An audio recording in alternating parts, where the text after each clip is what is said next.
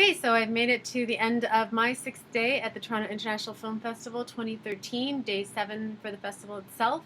And today I managed to see two films.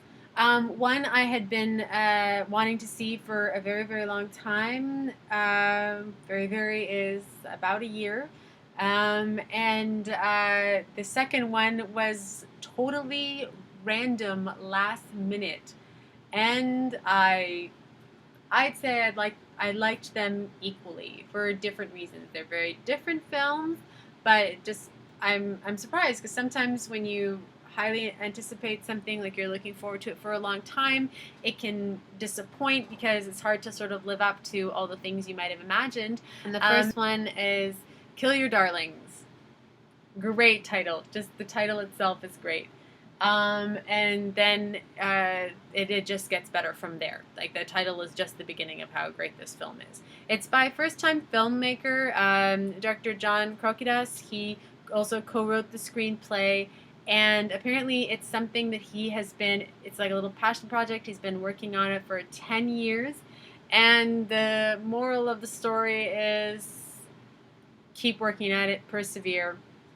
And oddly enough, the second film today that I saw with the director, she did the Q&A, and she said the same thing, that it just took her many years, and people were saying, oh, where's your next film? Well, she's like, yes, I'd like to know that too. And I think she'd had the idea and she's working on it, but she, ran into trouble getting it off the ground, which is a theme, apparently. Either it's a theme of the films that I seek out and just coincidental, or that's the kind of thing that's going on right now. And I think it's the latter. It's what's happening these days in the film industry. It's getting harder and harder to get certain things made. The title is obviously referring to the oft-quoted advice of kill your darlings in writing. It's supposed to be figurative, but in this film, as the title, it could also be quite literally kill your darlings, because it is the story. Actually, no, I shouldn't say it is the story about it, because I don't really feel like it is. It's just, it uses the story of Lucien Carr and his relationship with David Cameron that eventually ends in him killing David Cameron as sort of a platform to introduce a kind of origin story of how Lucien Carr, Allen Ginsberg, Jack Kerouac, and William S. Burroughs meet. So this is before they're superstars, before they're big writers and their careers. This is early days before they're known as the Beats, and for that alone, it's kind of it's fun if you're a fan of their writing to sort of see where it all kind of began. That's one, and two, what's really nice is that because they're not yet these amazing superstars that can be intimidating.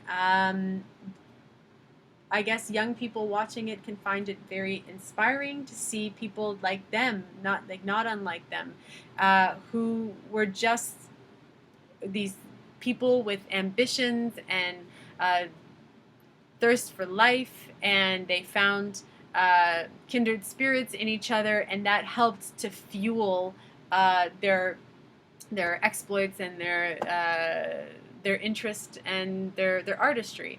It's also kind of an awakening for them, especially the Allen Ginsberg. We see this sort of the beginning, his awakening as a writer, as a poet, and his sexual awakening. So these are all really important things in the man's career. And the incident, the murder, is something that we can assume affected them all. They were all somehow implicated in the somehow. It's not a spoiler. You can find this out yourselves. It's like public knowledge. But apparently, none of them ever really wrote about it or referred to it or talked about it explicitly or directly. But I'm positive that you're going to find something in their writings that might somehow refer to it. I personally can't think of any examples now, but if you do, feel free to leave a comment and let me know about it. So, and the other thing I want to mention about this film, other than the great storytelling idea, is that it's got a fantastic cast. Everybody's great, and it's again amazing that a young first timer got this cast. But hey, he kept at it for that long. I guess he was, he wanted it to be done right, and it paid off.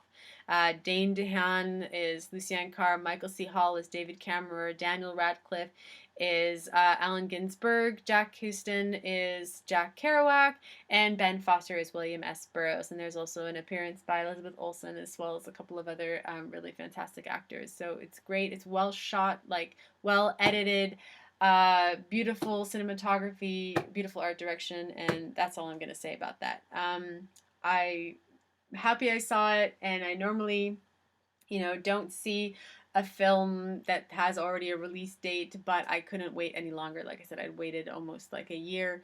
But you all don't have to wait that long. If this is the first time you're hearing about it, you just have to wait about a month or so, and you'll be able to see it at the movie theaters, and I highly recommend it. Okay, so next is the film that I kind of saw randomly. I had a hole in my schedule because of a conflict that I had, lack of experience. I scheduled a screening really shortly after the Kill Your Darlings, and then I realized, well, no, wait a minute. If you're lucky, there's Q&As and presentations, and I don't, and plus they're not right next to each other, the theaters. So I thought, I think that's a little risky. I'm not gonna do that. I think I'm better off letting that other ticket go. I know I let the ticket go of a film that might or might not have distribution for one that definitely does. But what are you gonna do? The heart wants what the heart wants, and you just have to go with it sometimes.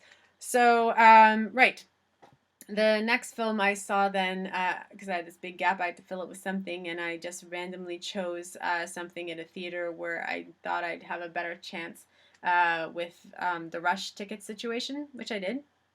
And I chose Stay. It's by Wiebke von Karosfeld, and she's someone. This is her second film, and so her first film was also at the festivals and was a favorite amongst many people, Marion Bridge.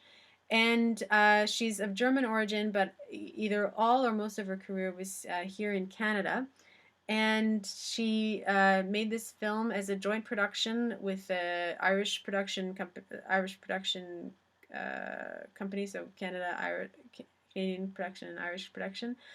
Whew, I'm getting very tired. And it's an adaptation of the Aislinn Hunter novel.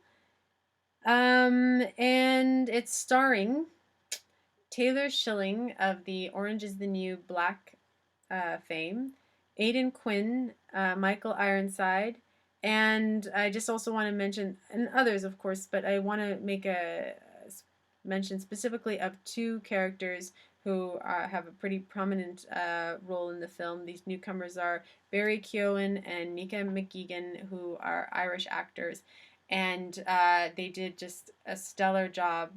It's quite amazing.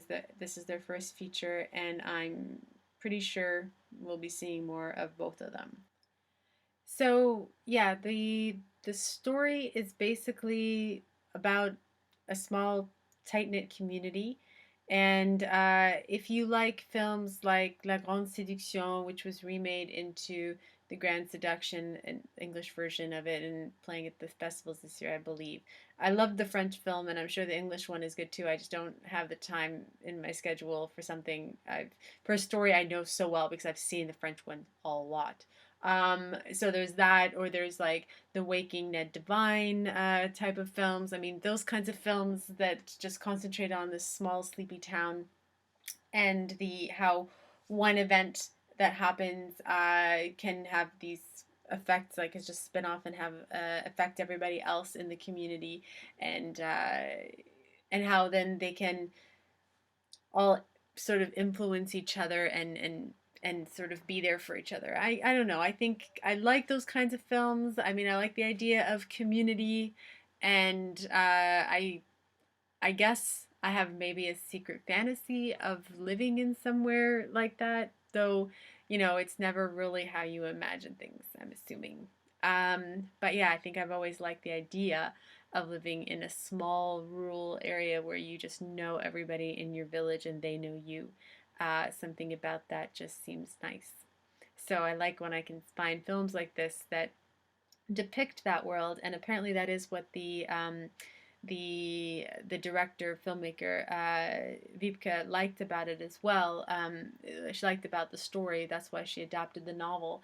And so what she did is she took that feeling of that small tight knit community and decided to add some more story, and she structured it like uh, she tried to find where she could maybe structure it so it could have more of like a cinematic structure, and follow sort of the the typical narrative arcs of a film, and did a fantastic job. Very interesting story, because you know what, of all the films probably I saw, I can probably relate to this one on some level the most, because it does have a main character who's a bit of a nomad, and she's trying to stay someplace, I guess, and figure out where home is when you've been a nomad for so long.